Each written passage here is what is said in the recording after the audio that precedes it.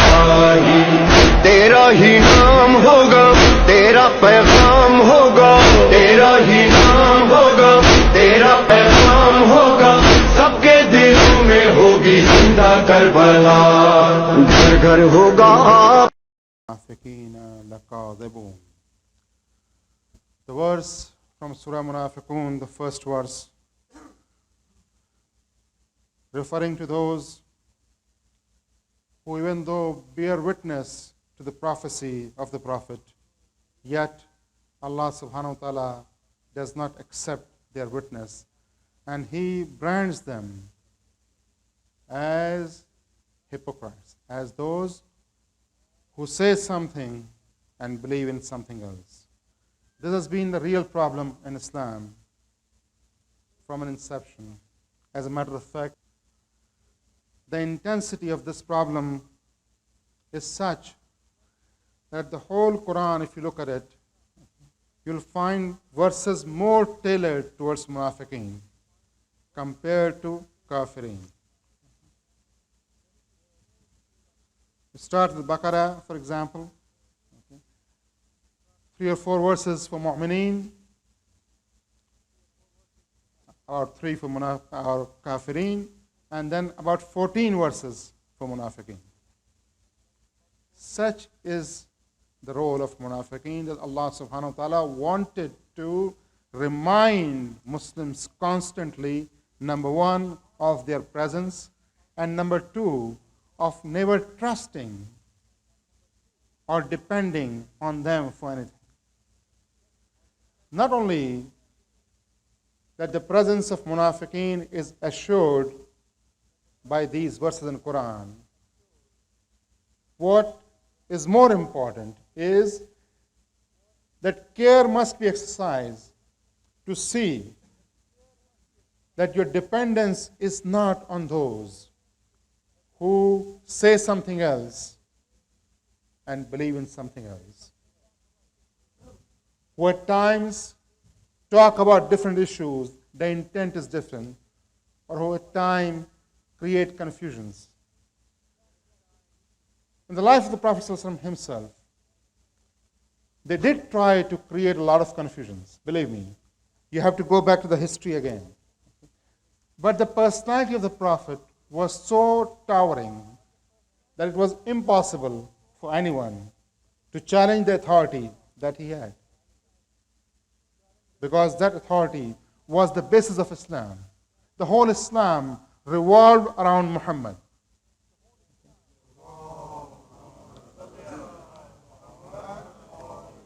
As a matter of fact, there is no concept of Islam without him. The whole concept of Islam is ta'assi, the following, the obedience of Prophet. So in his lifetime, the issues were raised, but then when he said something, they were quashed. We see that an attempt was made by the munafiqeen to kill the Prophet. You know that. He was passing through a valley,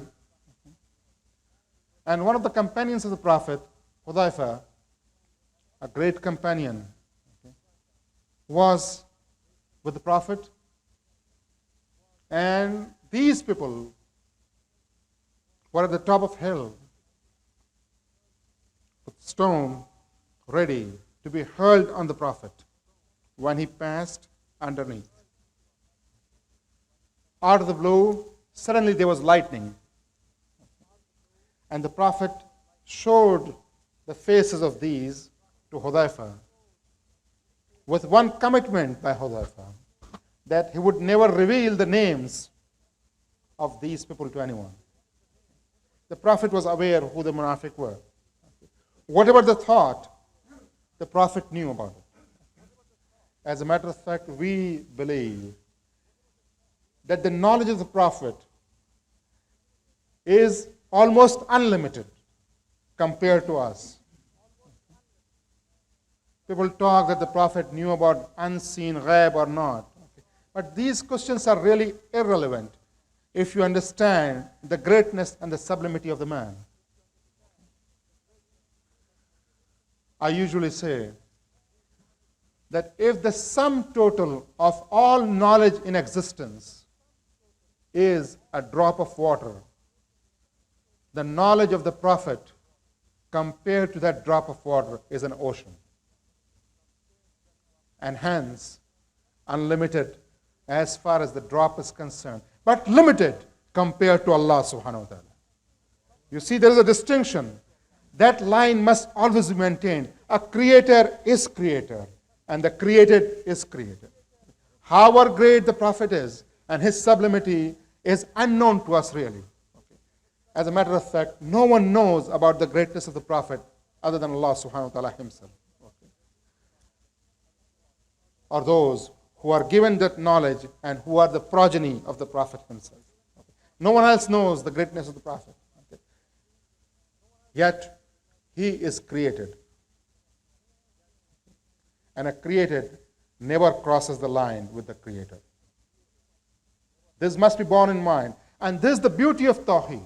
You see, in Islam, something like Tathrīs, the Trinity, never sprang up because of the entire life of the Prophet that was laid out in front of Muslims, where constantly he invited them to one God, and not only one God, that would be some abstract concept, but a God that was omnipotent, a God, obedience to him was the basis of Islam, a God, accountability to him would be final and eventual, a God who is not sitting in a corner after creating for 6 days and resting on the seventh, a God who is involved in the world.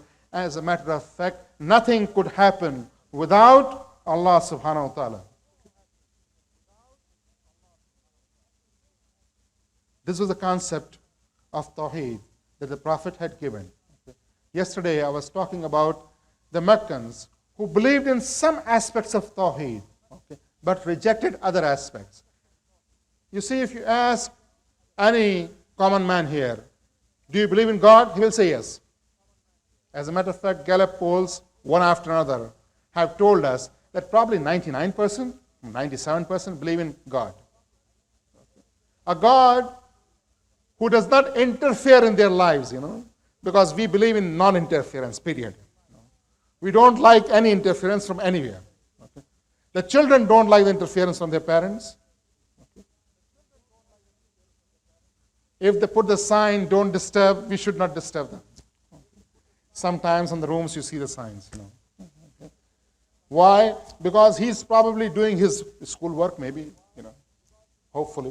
Okay? Or he's talking to someone he wants to talk. Or he's playing some Nintendo or whatever it is, that needs concentration.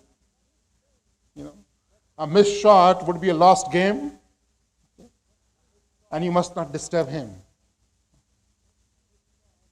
These are the realities of our time, brothers and sisters. Okay? And if we don't acknowledge those realities, we would be a failure as a community and as believers. What should be done? First thing is that we make our concepts of Tawheed very clear. At times they are clouded. They are not clear. Okay? When we teach our children, Allah is one. Okay? I'm not being again critical for any curriculum or whatever you have. I haven't seen that, so I can't criticize it. Okay? But generally what it is, Allah is one.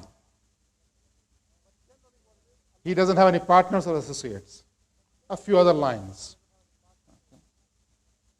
Tawheed is not memorization of a fact. Tawheed is something that is to be received by the human heart, so that the heart does not look to any other source of power besides Allah subhanahu wa ta'ala. No existence without Him, no power without Him, no life without Him, nothing without Him. So you have to make your children realize the greatness of Tawheed. And this cannot come in a two-sentence discussion. The oneness of Allah subhanahu wa ta'ala is not numerical. It is not numerical because a number is preceded by a number and followed by a number. And laysa kamithlihi shay. There is nothing like him. He is not preceded by anyone. And eventually he is the ultimate. Do we teach the oneness of Allah subhanahu wa ta'ala the way the oneness is? It's not one. It's a unique oneness that's only his. That oneness cannot be compared to any other oneness. That oneness is his. He is not one in our terms of being one, as 1, 2, and 3. No. He is one in a concept where there is no comparison, where he cannot be seen in the light of something else. His is his own light. His is his own existence. His is his own being, not shared by anyone, not compared to anyone. Oneness of Allah subhanahu wa ta'ala then is not numerical as we may put it. He is not one, like a part of 3, 1. We have here Trinity, one of the 3. No.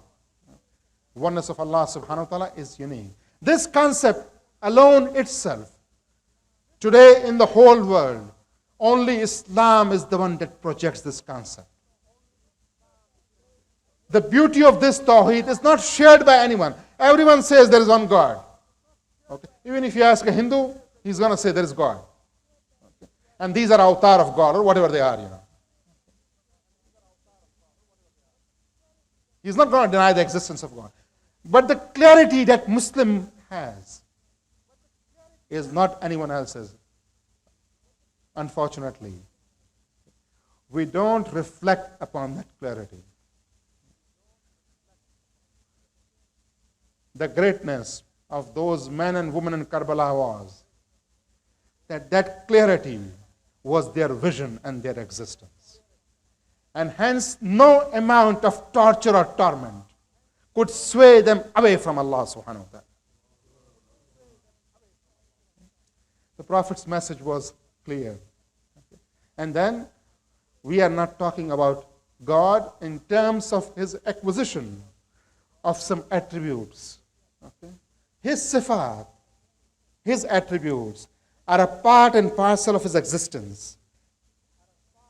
What happens is that when a person is described in terms of being an alim, for example, we know that he is the person and he is alim, for example. But then his ilm, whatever he has acquired, that knowledge that he has acquired, which is a part and parcel of his self right now, there was a time when he was ignorant, when he didn't have the knowledge. And God forbid, there may come a time that Quran has referred to as Ardalul Umr, where he would forget what he had learned. Alzheimer's, senility, old age, so many things. May Allah protect us from that. But, there may come a time when what you had learned is unlearned. It doesn't remain anymore. Can we then compare the attributes of Allah subhanahu wa ta'ala to any other attribute? Absolutely not. The problem is that the language that we use and the words that we use are common. We talk about an alim, his ilm, and we talk about the ilm of Allah subhanahu wa ta'ala.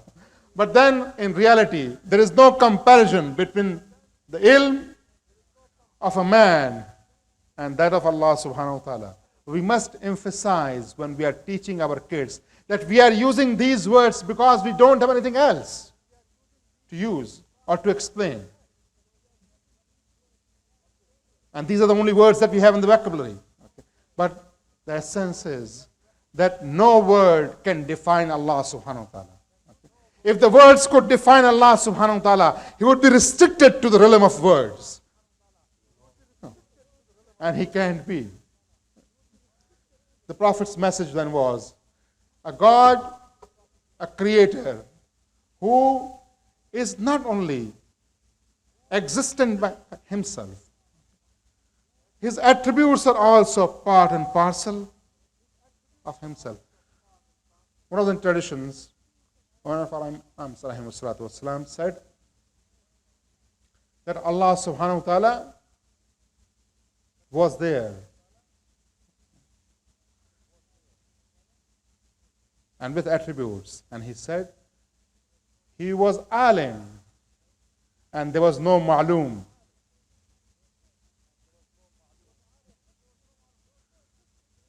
He was alim, but there was no ma'loom. There was no existence. Yet he was alim. This is in contradiction to those who say that his attributes of creativity came after his creation. Imam says no, any attribute that you could think of was a part and parcel of his existence. It did not happen afterwards. When you say it happened afterwards, that means there was a time when he did not have it. If attribute is perfection, then his not having it was an imperfection. Allah subhanahu wa ta'ala is not imperfect. He said, he was alim when there was no ma'loom. He was sami when there was no masmu. And he was qadir when there was no maktub. His qudra was there. There was nothing on which it was exercised, yet he was qadir. So this concept of tawheed was ingrained in some of the believers to the extent that when they heard about Allah subhanahu wa ta'ala, kharru sajidin, they threw themselves in prostration because they realized their own insignificance in the presence of Allah subhanahu wa ta'ala, their own impotence in the presence of Allah subhanahu wa ta'ala. And yet there were those who left the Prophet speaking for tijara. These are the munafiqeen. These are the munafiqeen that Quran refers to. Those who leave the Prophet when he is delivering a message from Allah subhanahu wa ta'ala, he is speaking to them. How could you leave the Prophet in the midst of a battle? In our time, if someone goes out of where he is supposed to be in a battlefield, what he gets? A court-martial. Allah subhanahu wa ta'ala was forgiving, and the Prophet was the reflection of the forgiveness of Allah subhanahu wa ta'ala, and he forgave to many, many people.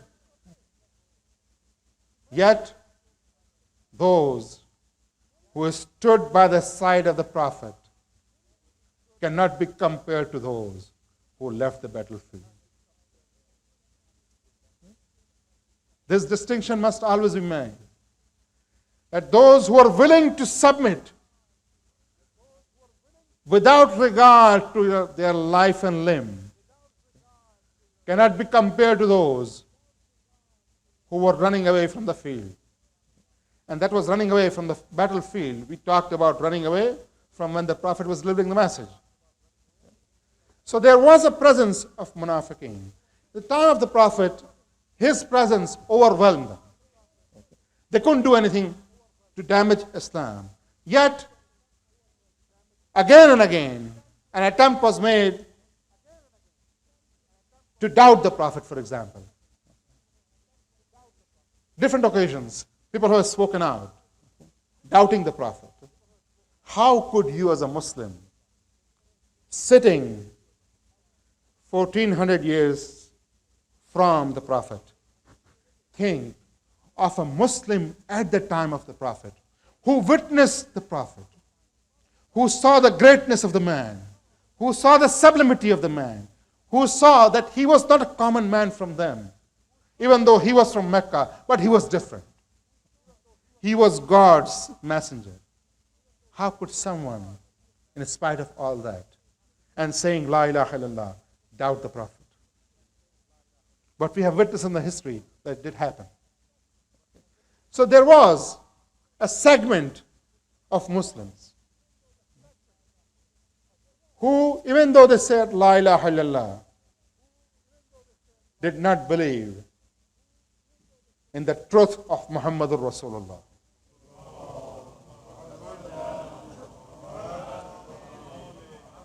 And that is the reason that Allah subhanahu wa ta'ala picked up the second witness and not the first one. I said to you earlier that when a person came to the Prophet and accepted Islam, two statements were made. One was regarding the oneness of Allah subhanahu wa ta'ala, Tawheed, and second, regarding the prophethood. These two statements were made. Yet, Quran picks up the second statement, not the first one. By all logic, the first is the most important, isn't it? If there is no Tawheed, there is no Nabuwah. If the concept of Tawheed is not there, the concept of Nabuwah doesn't exist.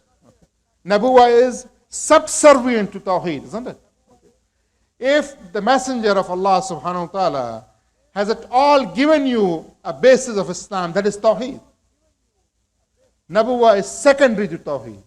And yet Allah subhanahu wa ta'ala picks up the witness of Nabuwah as the primary reason for the hypocrisy, for the denial of their Islam. So, look at the Prophet.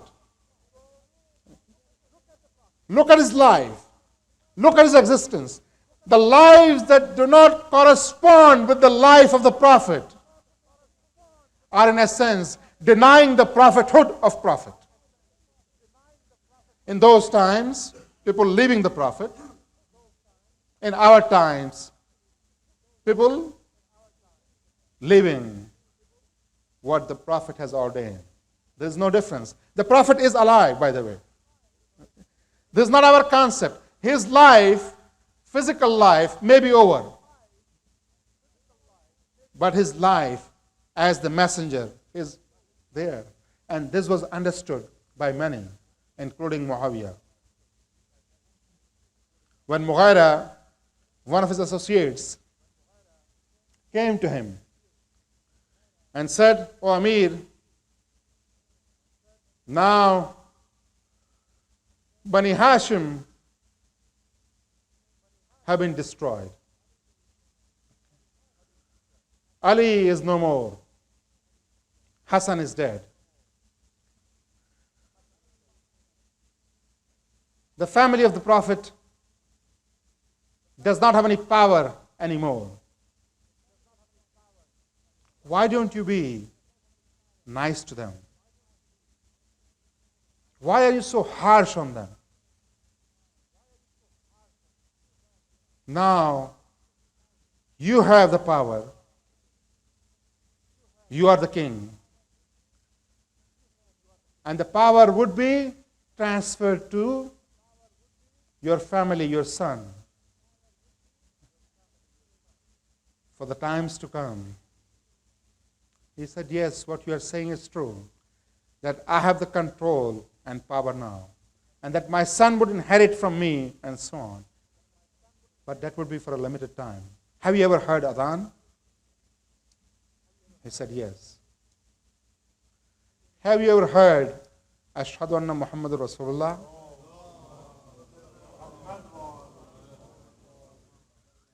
He said, "Yes, of course." The power of Muhammad would remain as long as Ashhadu anna Muhammadur Rasulullah is there. And my power may be a few generations, and that would be over. How right he was. How right he was. Yes, as long as La ilaha illallah is there, the life of Muhammad would be preserved with Muhammadur Rasulullah.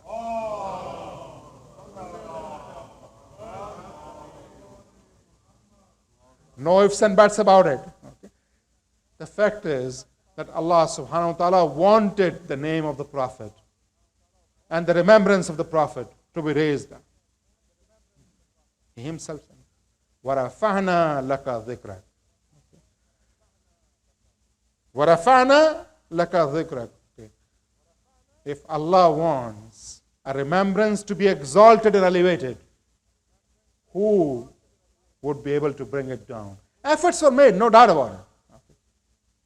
Efforts were made, absolutely. But they did not succeed in doing it. As the time passed, I said yesterday that efforts by Bani Umayyah and these munafiqeen who were associated with him, the efforts to undo what the Prophet had done. They could not turn back Islam. That was impossible for them to do. Because their own power rested on them being Muslims.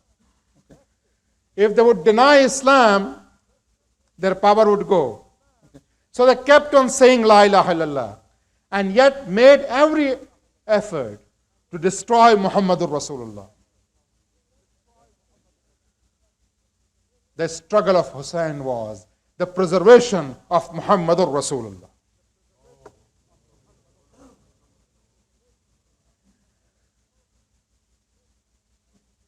One of the things I said yesterday was an attempt by Bani Umayyah to try to inflame the passions of tribalism in the tribes. The result, that the tribes would, if not fight each other, at least would not join together in an action against the government. The imperial powers always use the same strategy. Time does not matter. The strategies are similar. Today, those who want to destroy Islam would like to bring up regional issues, pit brother against brother, talk about languages and cultures, talk about nationalities and countries, even though the Prophet himself said that you are just one ummah. There is no distinction between you. Whatever your color may be, whatever your race may be, what language you may speak, would not make you different from a believer. All believers are brothers. That was the message of the Prophet. The message that Bani Umayyah wanted was that your tribe is superior, saying to someone, and the next moment is speaking to someone else, your tribe is superior. And here is a confrontation between both vying for power and prestige, station and height in the community. Brothers, can we look at our situation today?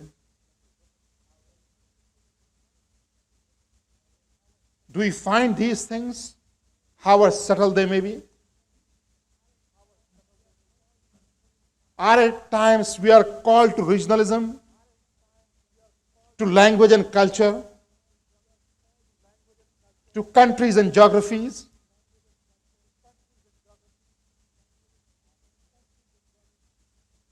Are we following Muhammad sallallahu alaihi wasallam, or are we following those who are opposed to the Prophet? Islam does not disregard your place of birth or your country of origin. What Islam tells you is that Islam itself must supersede anything else. That your loyalty to Islam must be higher than your loyalty to your country, your region, your language, or whatever. And when it comes to Islam, you must all be one. There was something else that they did. That was referring to some of the verses in Quran. I talked about it briefly yesterday in Urdu. And I know that I have to switch back to Urdu again. I talked yesterday about those who said that we are just puppets in the game plan of Allah subhanahu wa ta'ala. Jabr. That we do not have any say. We don't have any freedom of choice or free will. Whatever Allah wants, happens. Of course, this justification would be for every criminal under the sun who could commit any crime in existence and then come up with the same excuse that I did so because Allah wanted me to do it. So there cannot be any system of law in the world. And then at the same time, anyone who is pious not because of his own piety. Allah wanted him to be pious. So what distinction he has?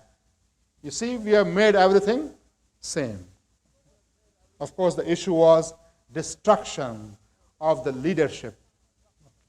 Because the leadership in Islam is based on piety, on justice, on submission to Allah subhanahu wa ta'ala. And the whole Muslim world, there was no one other than the family of the Prophet who fit the criteria of this leadership. But when you make everyone equal, what's the difference? They did it because Allah wanted it to be good. Okay. We couldn't do it because Allah didn't want us to do it. And that was the end of the story. Very attractive for general public, because we are always looking for excuses. In addition to that, another concept based on certain traditions, and I don't want to discuss them right now, but based on certain traditions, the concept that as long as you are a mu'min, believer, nothing that you do in terms of sin is going to harm you. You can do anything in the world as long as you say La ilaha illallah. Man, it's a free license. Do whatever you feel of. Of course, this was also liked by a lot of people. If someone gives you a fatwa like that today, he would be the chief. Okay. Everyone would revert to him. Okay. Do anything you feel like, as long as you say La ilaha illallah. And one who says La ilaha illallah, you can't touch him. He's a believer. Marjiya, the Aqidah, became one of the prime defenders of Bani Umayyah. We cannot resist Bani Umayyah. Whatever they do wrong, let them do it as long as they say La ilaha illallah. Karbala was a challenge to all these concepts. Believe me, had Hussein not stood up, these aqaid would have become a part and parcel of the body of Islam. Today they are rejected by all Muslims, irrespective. Someone asked me about the differences in Shia Sunni today, and I told them that Islam is one. That our God is one, I couldn't elaborate completely. Our God is one. Our Prophet is one. We believe in the same book. The differences that we have is regarding interpretation of the Sunnah of the Prophet. We take that interpretation from our Aimma alayhimu salatu wassalam, and others take from different sources. Okay. This is the salient feature. Of course, there is another difference as far as principles are concerned, and that difference is whether the Prophet nominated Ali ibn Abi Talib as the Caliph, as the Imam or not. We believe, the Shias, that the Prophet ﷺ declared explicitly, clearly, without ifs and buts. How could you say implicit when in Al-Ghadir itself, the Sermon of Ghadir, the Prophet ﷺ has said this more than 17 times. We talk only about Man kunta mawlaha fa hadha aliyun mawla. But the Prophet has referred to the leadership of Ali 17 times in different words. As a matter of fact, probably no word in the Arabic language has been left by the Prophet describing the authority of Ali ibn Abi Talib. It's very clear. So we believe in that. On the other hand, those who do not share our belief consider that the Prophet did not nominate anyone. This is one big difference that we have, and I wanted to make clear because someone spoke to me after the Salat that these things should be clear. Anyway, the Prophet's message was that whatever you do, you are doing it yourself, number one, and that Allah subhanahu wa ta'ala does not interfere in your actions. Okay? You are responsible and accountable for your actions. And the second concept, that with Islam, nothing is going to hurt you. Okay? Do whatever you feel like. The Prophet said, a believer is the most submissive to Allah subhanahu wa ta'ala. He is not the one who is going to cross the limits. He is the one who is going to bow to Allah subhanahu wa ta'ala, submit to Allah subhanahu wa ta'ala. ऐज़ान मोहतरम, मैंने कुछ ज़्यादा वक्त लिया अंग्रेज़ी में. ये बुनियादी बात थी कि वो जो बनी उमैया के हामी थे, उनके लिए इससे ज़्यादा ऐसी चीज़ मौजूद नहीं थी जो दिफा के लिए इस्तेमाल हो सके. इस अकीदे से ज़्यादा कि भाई जो कुछ होता है वो अल्लाह की तरफ से होता है, और ये कि आपने ला इलाहा इल्लल्लाह कह दिया तो फिर जो चाहे करें. इसका मतलब ये है कि बनी उमैया की जितनी हरकतें थीं वो सब की सब अपनी जगह, उनका मुआखज़ा नहीं हो सकता. इसलिए कि वो हरकतें तो जाहिर है जब अल्लाह ने जबर को इख्तियार किया हुआ है बंदों पर, वो बंदे मजबूर हैं, बंदे क्या कर सकते हैं, तो उनके लिए कोई मसला नहीं होना चाहिए. और जब उनके लिए कोई मसला नहीं होना चाहिए तो उनका ला इलाहा इल्लल्लाह कहना काफ़ी है. उनके खिलाफ जद्दोजहद नहीं हो सकती. ये एक ऐसी चीज़ थी जो सरायत कर चुकी थी मुसलमान, और उसके बाद भी इसको बारहा इस्तेमाल किया गया ताकि कोई ऐसी तहरीक रूनुमा जो बनी उमैया को ख़त्म करके रख. ये करबला थी जिसने हमेशा के लिए उन लोगों का मुंह बंद करके रख दिया जो बनी उमैया का दिफा करना चाहता. और अगर करबला न हो तो बनी उमैया का तख्ता इतनी आसानी से उल्टा न जाता जितना उल्टा गया. और वो अकायद आज उम्मत मुस्लिमा में पैबस्त होते. एक और चीज़ जो की गई बनी उमैया की तरफ से वो ये थी कि अहादीस के सिलसिले में, हुजूर के इरशादात के सिलसिले में जितना चाहे झूठ फैलाया जाए. यानी एक शख्स को 1 लाख दिरहम नहीं, यानी उस जमाने में 1 लाख दिरहम, जब इंसान 1 दिरहम में घोड़ा खरीद सकता था. 1 लाख दिरहम किस लिए? कि वो एक हदीस हुजूर से मंसूब करे. और क्या हदीस थी? सुनिए सर. वो हदीस ये कि अल्लाह ने अपनी वही के 3 अमीन मुकर्रर किए. एक तो जिब्रील अमीन है, जाहिर है वो वही को लाते हैं, और जाहिर है हुजूर के पास से आते हैं वो दूसरे अमीन है. वहां तो छुटकारा नहीं हो सकता, वरना अगर बस चलता तो वहां भी कुछ और कर देते. और तीसरे अमीन अमीर मुआविया, यानी इसमें बेचारे खुलफाए राशिदीन भी नहीं आ सके.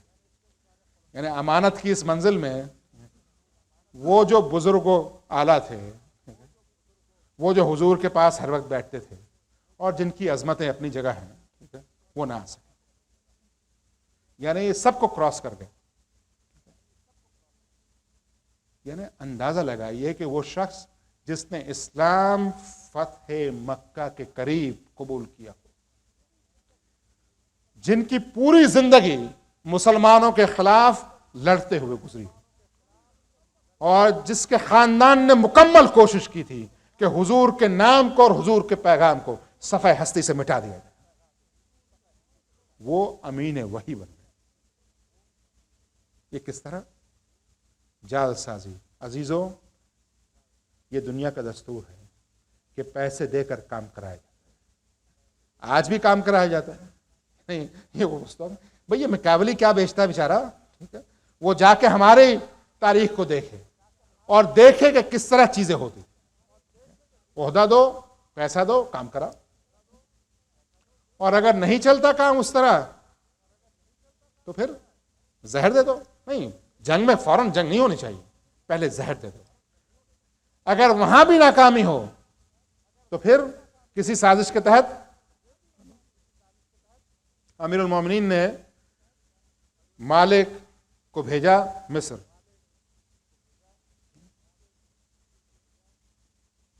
کس لیے بھیجا؟ کہ مصر میں بغاوت ہوئی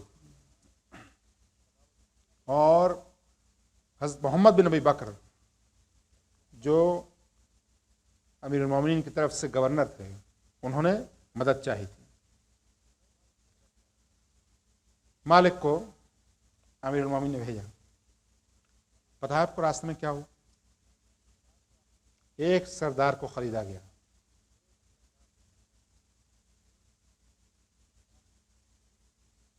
راستے میں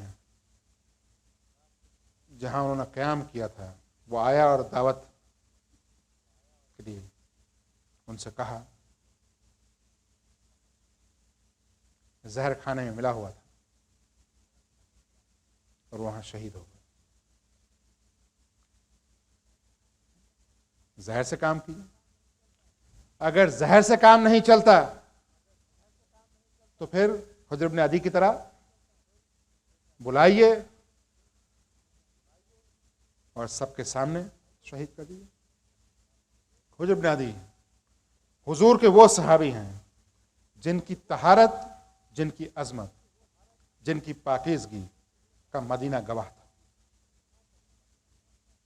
یہاں تک کہ جب حضرت عائشہ کو یہ خبر پہنچی کہ ان کو بلایا گیا ہے اور شاید ان کو وہاں قتل کیا جائے گا, تو انہوں نے خود اپنی طرف سے ایک کارندے کو بھیجا امیر شام کے پاس. اس پیغام کے ساتھ کہ خبردار, یہ حضور کے عظیم صحابی ہیں اور ان کی پاکیزگی اتنی ہے کہ جس کا مقابلہ نہیں ہو سکتا. ان سے اپنے ہاتھ کو روکے رکھو. اس پیغام کے ساتھ ہے. لیکن ظاہر ہے وہاں جو مکر تھا اس کا مقابلہ کہاں ہو سکتا ہے. جب پتہ چلا کہ اس پیغام کے ساتھ پیغامبر آیا ہے تو اسے 3 دن تک مہمان خانے میں رکھا گیا آؤ بھگت کے ساتھ, اور اس درمیان حجر ان کے ساتھی کو شہید کر دیا. 3 دن کے بعد جب باریابی ہوئی اور وہ خط, یہ پیغام اس نے دیا تو کہا ہائے افسوس, کاش یہ پیغام مجھے پہلے مل جاتا. آپ دیکھیں کہ مکر و فریب کی انتہا, کس طرح ان اصولوں کو جو اسلام کے ہے پامال کیا جا رہا ہے. عقائد میں کس طرح تبدیلی لائی جائے, تعصبات کو کس طرح بھڑکایا جا رہا ہے, اور جعلی احادیث کس طرح وضع کی جا رہی ہے. اجی ایک حدیث وضع کی گئی کس کی شان میں؟ ذرا سنیے, ابن ملجم کی شان. اور وہ کیا حدیث؟ وہ حدیث کہ وہ قرآن کی آیت جس میں ولایت کا ذکر ہے وہ ابن ملجم کی شان میں آئی, جس میں حالت رکوع میں انگوٹھی دینے کا تذکرہ, اور جس کو تمام مفسرین نے لکھا کہ علی ابن ابی طالب کی شان میں آئی تھی. یہ حدیث وضع کی گئی کہ یہ ابن ملجم کی شان میں آئی. یعنی یہ بگاڑ جو 20 سال میں ہوا ہے شام میں, اگر محمد کا نواسا اٹھ کے اس کو چیلنج نہ کرتا تو ہمیں صحیح اسلام میسر نہیں. یہ نہیں ہے کہ ایک بیعت کے مطالبے پہ ہوا. میں نے بار بار اس کو آپ کے سامنے پیش کیا کہ بات صرف بیعت کے انکار کی نہیں تھی. ہاں یہ بھی ایک فیکٹر تھا, اس میں کوئی شک نہیں. ظاہر ہے حسین بیعت کیسے کر سکتے تھے یزید کی؟ یہ تو ممکن ہی نہیں تھا کہ محمد کا نواسا ابو سفیان کے پوتے کی بیعت کرے. کیسے ممکن؟ یہ ممکن نہیں تھا. لیکن اس کے ساتھ ساتھ جو اس سے بڑھ کے ہدف تھا حسین کا, وہ یہ تھا کہ عالم اسلام پہ ظاہر کر دیا جائے کہ حق کہاں ہے اور باطل کہاں. بتا دیا جائے کہ جو آج قیادت ایک ہو رہی ہے اسپرچول اور ٹیمپورل, وہ ایک نہیں ہے, بلکہ وہ قیادت جو اسلامی قیادت ہے, جو حقیقی قیادت ہے, جو روحانی قیادت ہے, وہ محمد کے گھرانے کے اندر ہے.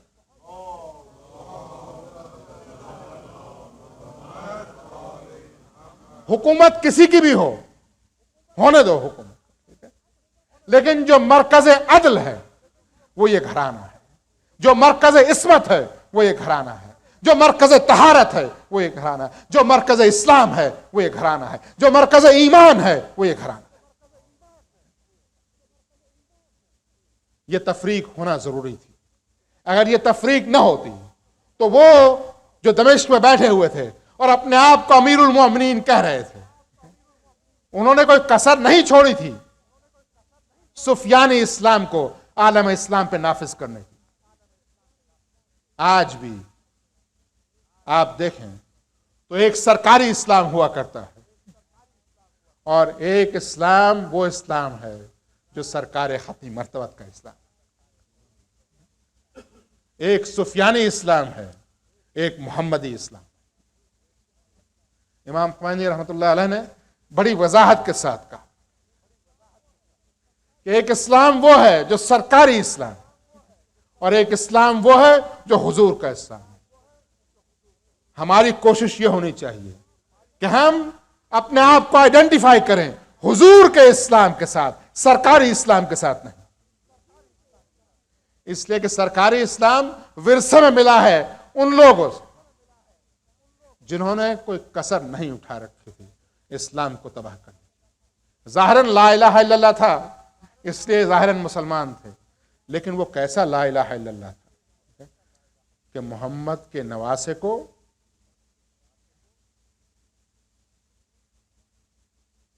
کربلا کے میدان میں اس طرح تحت کیا ہے کہ تاریخ میں اس کی مثال نہیں. بڑے چھوٹے بچے, ارے 6 مہینے کا بچہ کس قانون میں دنیا کے, کس آئین میں دنیا کے ایسے چھوٹے بچے قتل کیے جاتے؟ یعنی قصور کیا تھا؟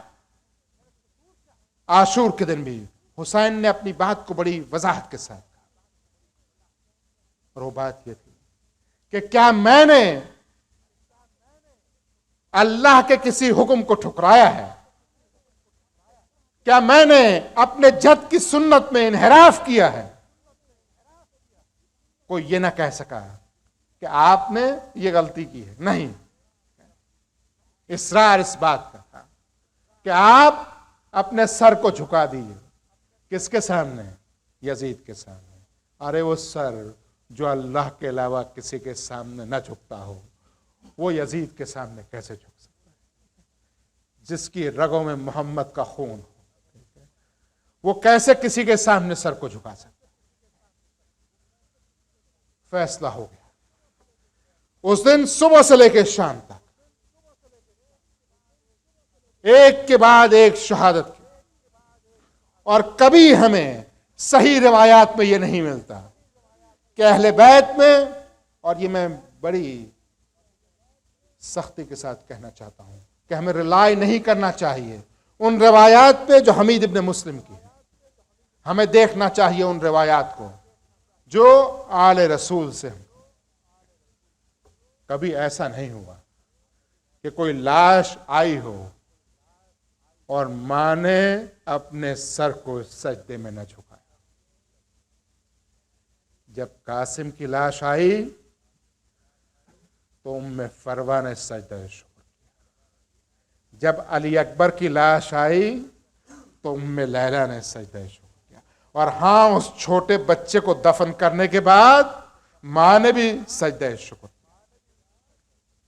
और हाँ, जब सारा घर लुट चुका और जब खैमे जल चुके, शाम गरीबा की तारीकी फैल चुकी, रात स्याह हो चुकी, तो एक बीमार था जिसने अपने सर को मुसलसल सजदे में झुकाया। तुम सर को कलम तो कर सकते हो, तुम सरों से चादर को छीन तो सकते हो, तुम हाथों में हथकड़ियां तो डाल सकते हो, तुम पैरों में बेड़ियां तो डाल सकते हो, लेकिन हमारे सर को अल्लाह की इबादत से दूर नहीं कर सकते। हमारी उस सुपुर्दगी को छीन नहीं सकते, हमारे उस ईमान को छीन नहीं सकते। करबला का पैगाम यही है कि सऊबतें कितनी भी हों, मुश्किलात कितनी भी हो, लेकिन वो जो अल्लाह के बंदे हैं वो अल्लाह के अलावा किसी के सामने झुकते नहीं। सुबह हुई ये 11 मुहर्रम की सुबह, और अजीजों ये सुबह कितनी अजीब थी। 10 मुहर्रम की सुबह अली अकबर भी मौजूद थे, कासिम भी मौजूद थे, और हाँ अब्बास भी मौजूद थे। अहले बैत का सहारा, अहले बैत की आरज़ू, अहले बैत की तमन्ना, अली का बेटा अब्बास मौजूद था, लेकिन आज कोई नहीं था। आगे बढ़ी फौज किया, खबरदार हाथ न लगाना, मैं खुद सवार करूंगी। अजीजों कितनी अजीब बात थी कि आज अली अकबर तो मौजूद नहीं थे, लेकिन ज़ैनब बढ़ के कह रही थी, उम्मे लैला मैं सवार कराऊंगी। कासिम मौजूद नहीं है आज, उम्मे फरवा मैं सवार कराऊं। हर एक को सवार करा, और मुझे पता नहीं कि खुद किस तरह सवार हुई। अजीजों एक काफिला चला और आहिस्ता आहिस्ता कूफा होता हुआ ये काफिला शाम पहुंचा। अब शाम के दरबार में ये काफिला मौजूद है। अजीजों शिम्र दास्तान सुना रहा है, यजीद सुन रहा है, और एक कोने में रसूल का घराना इस तरह है कि रस्सियों में गर्दनें जकड़ी हुई हैं, और कोई बच्चा छोटा है, कोई खातून बुजुर्ग है, रस्सी एक है, और किसी का हाथ उठता है, किसी का पैर उठता है। सऊबत का एक आलम है, लेकिन जबान पे शिकवा नहीं है, जबान पे शिकायत नहीं है। यहां तक कि यजीद ने कहा कि ये कौन है, ये कौन है जिनको तू लाया है, ये क्या खानदान रसूल है? हाँ ये खानदान रसूल है, ये फुला है, ये फुला है, ये फुला है। यहां तक के बात ज़ैनब तक पहुंची, जहां ज़ैनब का नाम सुनना था। यजीद ने कहा मैं हम कलाम होना चाहता हूं। हाय मोहम्मद का घराना, कि यजीद जैसा फासिक और फाजिर मोहम्मद की नवासी से हम कलाम होना चाहता है। अजीजों सबको हटा दिया गया, लेकिन वहां फिजा मौजूद थी। फिजा ने कहा मैं अपनी शहजादी के सामने से नहीं हटूंगी। यजीद के सिपाही शिमर के साथ ताजियारा लेके आगे बढ़े, और फिजा की नजर उन गुलामों में पड़ी जो हबशी थे और जो यजीद के पीछे तलवार लिए खड़े थे। एक दफा देखा उनकी तरफ और कहा तुम्हारी गैरत को क्या हुआ कि तुम्हारे कबीले की एक औरत पे हाथ उठाया जा रहा है और तुम खामोश हो। रावियों ने लिखा कि वो सामने आए, यजीद अपने हुक्म को वापस ले वरना यहाँ खून बह जाएगा। अजब नहीं कि ज़ैनब ने मदीना की तरफ देख कर कहा मेरा नाना, मेरा नाना।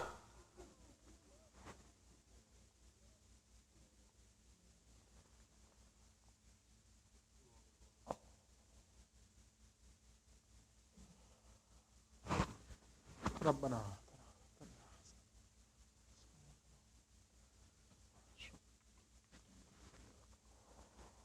या हुसैन